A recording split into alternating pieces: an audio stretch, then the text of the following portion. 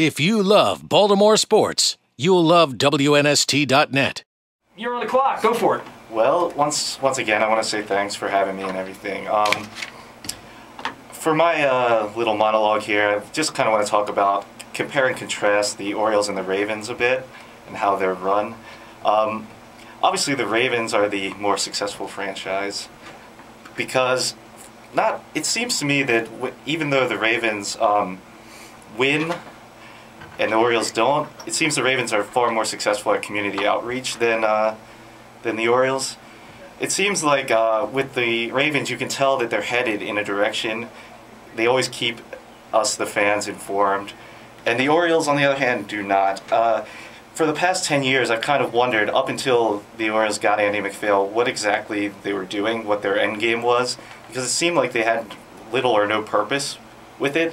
I really just couldn't understand it. So, and one thing that sticks out in my mind is working downtown in bars all the time, I always get to see the New York fans and the Boston fans. You know, it's like, why is my stadium filled with opposing fans? I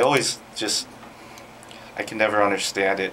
And it's good to see, like, I think the Orioles are on the right track now, but I'm still a little bit apprehensive because I've been abused for so many years by Peter Angelos. So, the Ravens, on the other hand, you can see they're always active in free agency. Their signings make sense, whereas the Orioles, are signing Albert Bell, and we have no idea why.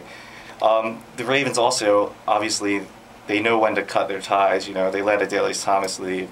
He moves on to New England. He's doing well, I guess, but I mean, they always had a guy ready to fill that hole. And it just seems to me that the Ravens have their head screwed on, and still to this day, the Orioles, I don't know where they're going with the organization. I mean, I'd like to think that Andy MacPhail, is a baseball guy, he knows what he's doing, but I'm still not 100% sure.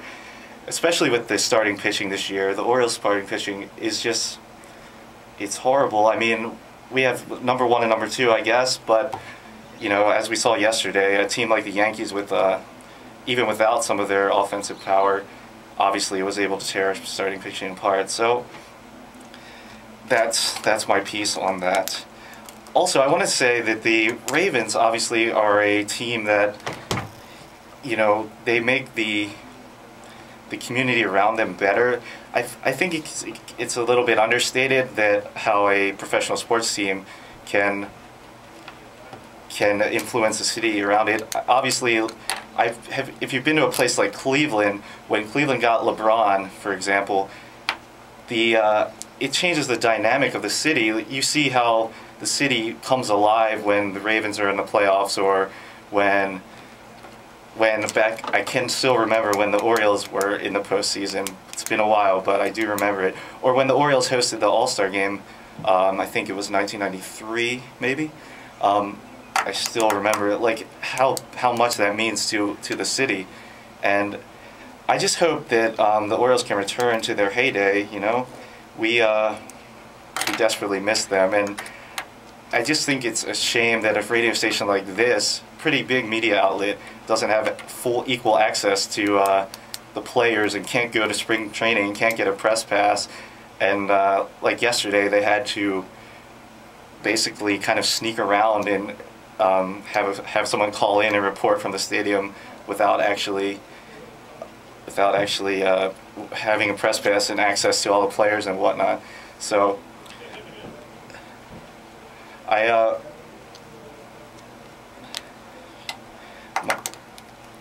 excuse me, guys. Yeah. So all in all, I'm thankful for this opportunity. I really appreciate the chance to come in and talk on the radio. I hope that I can make it further and get to know everyone. But I'll wrap it up here and I'll take it back to Nestor. All right, man. Well done. If you love Baltimore sports, you'll love WNST.net.